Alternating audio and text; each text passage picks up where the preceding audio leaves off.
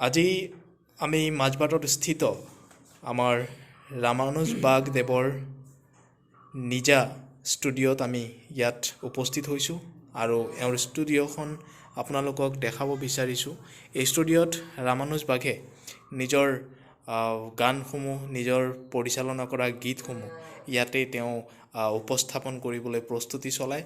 গতিকে এই যিহেতু ৰঙালী বিহুৰ যি সময় আৰু ৰমজান মাহৰ সময়, এই ৰমজান মাহৰ সময় আৰু ৰঙালী বিহু উদ্দেশ্য কৰি তেওঁৰ পৰা আমি দুআষাৰ শুনিব বিচাৰিছোঁ।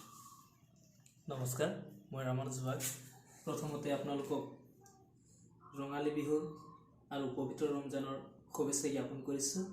আশা কৰিছোঁ আপোনালোকক এই ৰঙালী বিহু আৰু পবিত্ৰ ৰমজান যাতে আপোনালোকৰ জীৱনত আনন্দ আৰু ভাল দিন আনে তাৰে আশা ৰাখিছোঁ।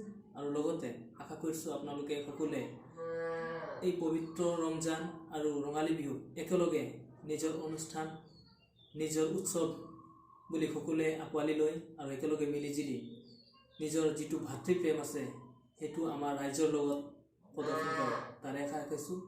আৰু লগতে মই ধন্যবাদ দিছোঁ আজি আমাৰ জাফৰ দাক। তেখেতে মোক আজি ধুনীয়াকৈ আপোনালোকৰ ওচৰত আহিবলৈ সুযোগ দিছে আৰু তেখেতৰ যি অনুদান আছে মোৰ ওপৰত তেখেতক মই বিশেষ ধন্যবাদ দিছোঁ। আৰু লগতে তেখেতৰ মৰম আছে মোৰ প্ৰতি, তেখেতক মই ধন্যবাদ জ্ঞাপন কৰিছোঁ। আৰু লগতে আশা কৰিছোঁ আপোনালোকৰ দিনকেইটা আহি থকা দিনকেইটা আনন্দকৈ পাৰ হৈ যায় তাৰে কামনা কৰিছোঁ। ধন্যবাদ।